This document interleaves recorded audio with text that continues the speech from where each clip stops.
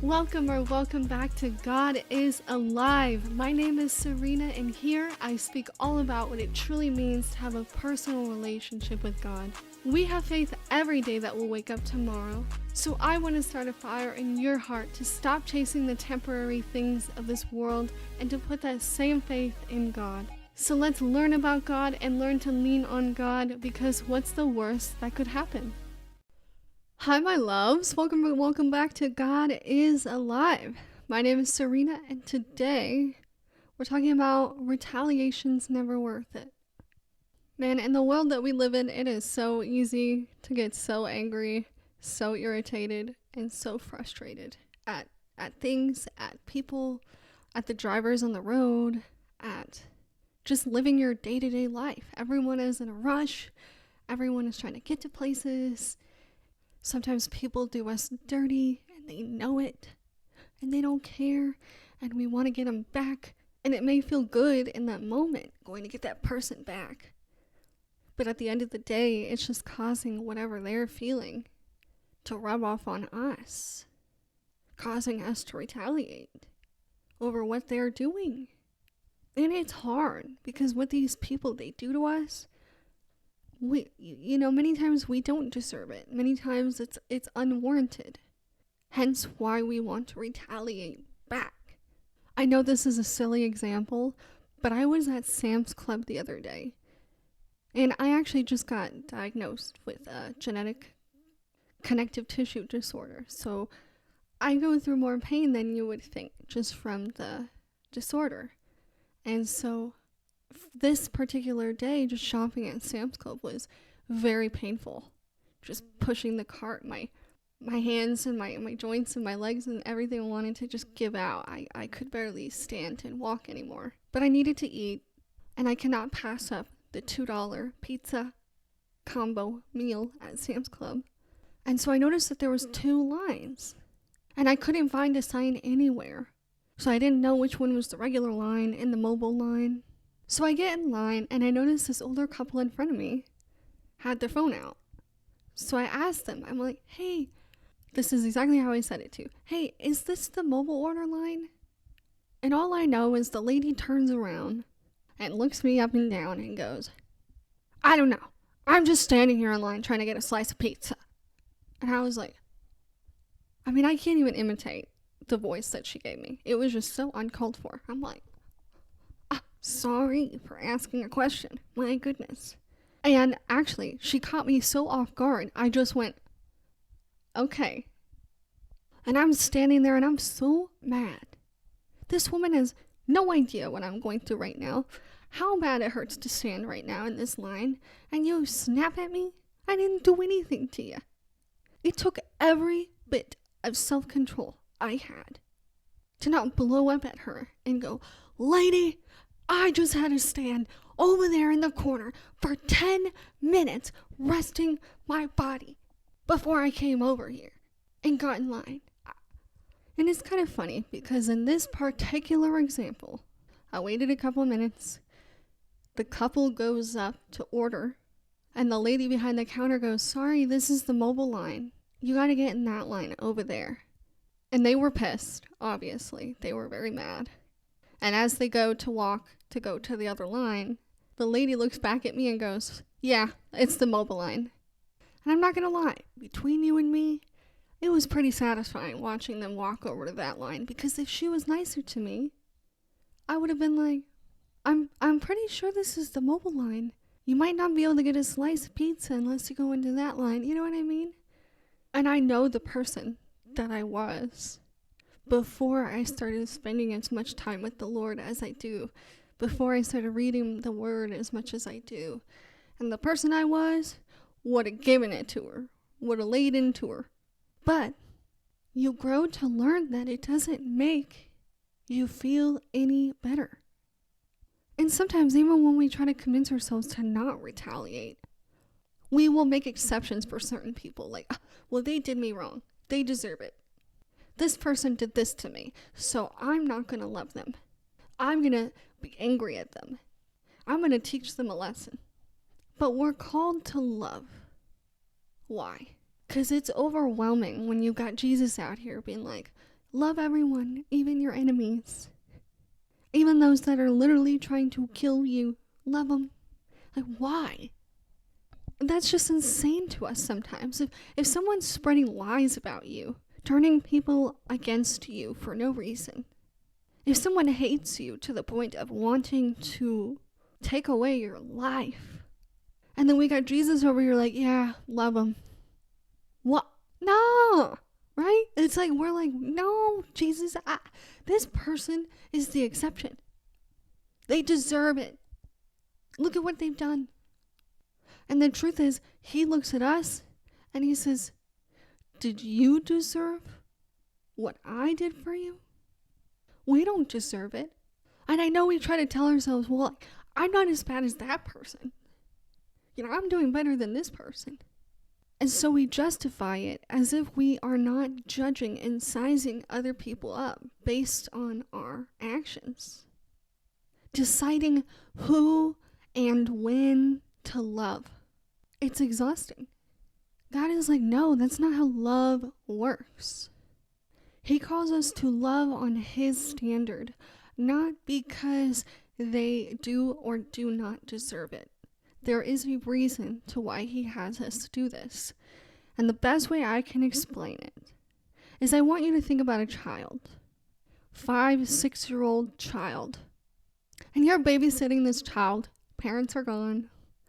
And the child goes, I want candy. Give me candy. And you're like, okay, you can have candy if you finish up your homework. So you set up your laptop, you sit them down, and you're like, okay, finish up your homework, and you can have some candy. And you go into the other room. You come back in a little bit, and you see, in response to him not receiving the candy when he wanted it, he has trashed the entire room and broken your laptop in the process. Are you going to be angry or happy? I know you're not going to be happy if you walked in on that. He disobeyed you. He caused so many problems and has even caused you to suffer due to his disobedience. So instead, now you got to deal with it. Now you're going to come in and you got to fix it and you're going to be the bigger person. But as the babysitter, you have an array of options of how you can respond. You can be so angry that you beat the child, hit the child, spank him, say, I hate you. I quit. You are the worst kid I've ever babysat. You're never going to learn how to behave. In this situation, the child knows what he did was wrong. That's why he did it. The child is retaliating. Child didn't get what he wanted. Child is like, okay, here you go. And that anger and the retaliation then causes us to want to retaliate. Teach the kid a lesson. That's the whole goal. We want to teach the kid not to do this again. But how do we do that in the best way possible? So on the other end of the spectrum, the babysitter can go, wow, I can't believe what you've done to this room. You have hurt me. You have hurt your laptop. Now you can't do your homework. Now you're definitely not going to be able to get any candy because you can't do your homework. Now nobody is happy. Do you want to help me clean this up? Or do you want to go into timeout? And sometimes it's not that easy. This is just an example. In most situations, what the kid did was wrong. And the babysitter's goal is to teach that kid not to do this again. That what they did was wrong. And there's so many ways we can go about doing this. And we may not feel like it. But deep down, we're that child. Deep, deep, deep, way deep down. And God is the babysitter. God knows better than us. God knows that by being angry at that child, retaliating back onto that child, it's only going to push that child away. It's not truly going to teach that child how to grow, how to want to do the right thing. It's probably only going to teach that child, I'm scared of you. Now I'm afraid of you. It may teach the child to never do it again because they're so scared of you. But that's not the goal. The goal is not to make the child scared of you. The goal is to genuinely want that child to learn to do the right thing because they want to. And so through love and gentleness and patience, great, amazing tools to utilize in a situation like this to bring the child closer to us, all in hopes that they will realize retaliating was not worth it. I hope I haven't lost you with this example, but it kind of goes to show how the child retaliating against you causes you to want to retaliate back. It's kind of like a cycle, and we have to break this cycle. Retaliating isn't worth it because it's not actually going to bring about the result that you want. All it's going to do is bring out your emotions, bring out how you truly feel, and expose it to the other person with no thought and regard to how it may cause consequences in the future, how it may damage your relationship with that person. And maybe that's what you want. Maybe you don't care about your relationship with that person. But if we really think about it, relationship is one of the best gifts that we have been given. And although we act like that child at times, God is not the type of babysitter to go, you're too much for me. You're too much for me to handle. I could never babysit you again. I can't stand you. He would never say that about us. There's nothing you can do to truly push God away that far because he is so full of love. And who knows, there may be times in my life where I have reacted that way towards others, the way the lady reacted to me in Sam's Club. And the only way we can truly become aware that what we're doing in our lives is wrong is if we have someone that loves us enough to tell us. But we're not going to listen to someone we hate and we despise.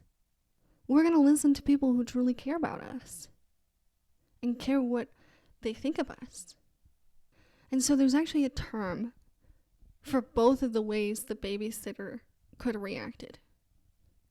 And it's condemnation versus conviction. Condemnation and conviction are so similar. The difference is whether or not you want that other person who's guilty to feel ashamed, to feel hopeless, to feel wrong, to feel unworthy. You want them to have it. You want them to feel it. That's condemning someone. It's letting them have it. You did this to me. You did wrong. Here you go. Here you have it. You want them to experience the pain and the suffering because you think that they deserve it. Or, you want them to be aware of how their behavior was wrong and hurt you and make them feel it too. Make them feel small. Make them know how much it hurt you. But then there's conviction. Conviction is wanting them to know what they did was wrong. What they did is worthy of a punishment. Conviction is letting them know that they need to change, but doing it in a way that doesn't make them feel unloved, small, ashamed. Doing it in a way that still gets it through their head, but without affecting that relationship. John chapter 3 verse 18 says, whoever believes in him, this is John speaking, whoever believes in Jesus is not condemned. But whoever does not believe stands condemned already because they have not believed in the name of God's one and only Son. When we have Jesus, God convicts us and gets us to change our ways that are wrong. God looks at us and says, sure, you may have done wrong. You may have forgotten about me, rejected me, forsaken me, treated me with contempt. But I want to work through this together. And so, There are people out there who don't deserve our love, who have done nothing to earn it. But neither did we. And yet God still freely gives it to us. Jesus died for us so that we could have a relationship with God. And the more and more we know God, and we grow towards Him and not away from Him, we start to realize the fault and the errors in our ways and the beauty in His. All through love, we figure out that He's right. God views us the way that we view little children, little animals. We are experiencing life for the very first time. We are learning everything for the first time, and we need to be taught right from wrong. And it's a constant battle out here. And there's some people out there that don't deserve it. And we want to teach them a lesson, and we want to retaliate. But we can do it in a way that's actually going to bring about them realizing the error of their ways. We can do it in a way that actually brings about true change, instead of just letting your anger out on them. God knows the reason He calls us to love is it's the only way to truly reach people's hearts. It's the only way to see real change in people. If not, it's going to be a cycle of retaliation. There's a reason why it never works, and it just spreads the anger to other people. It creates more suffering, a pattern of pain and suffering. And He calls us to break it. Because a life without love is not worth living. Genuinely imagine a world full of nothing but retaliation. No love, no peace, no patience, no kindness. That's not a world I want to be in. I don't know about you. And we learn that God is love. 1 John chapter 4, verse 16. God is love. And John explains in 2 John chapter 1, verse 6. And this is love, that we walk in obedience to His commands. As you have heard from the beginning, His command is that you walk in love. So if anything I said hasn't clicked, maybe this will. When we retaliate, you're not only hurting your relationship with that person, you're hurting your relationship with God, because God sees it too. And if you are truly in relationship with God and thinking about God and spending time with Him, then His love should be pouring out on you, no matter what you're going through. If you are right with God and spend time with Him, you will feel His love. And then it becomes a lot easier to go out and love others, because you're not doing it from your own strength. And I can talk about that further in another podcast, utilizing God's strength over our strength. Because if we're not, we are fragile and we are easily drained, and we live in a world that will take it out of you. We live in a world that all it will take and take and take what it can take from you. And it makes us empty and drained, making it a lot easier to retaliate. But the Word teaches us that one of the fruits from having the Holy Spirit and walking with the Holy Spirit is patience and self-control. So my question to you is, if you feel like it is, you just want to retaliate against this person, whatever, how much time have you spent with your Holy Spirit, with God? And I get it, we're all busy, but I mean, even just giving Him a couple minutes can help, because relationship is what life is all about. Thank you so much for tuning in to today's podcast. Today's song of the day is Too Good to Not Believe by Cody, Carnes, and Brandon Lake. If you listen to the end of today's podcast, first of all, I love you.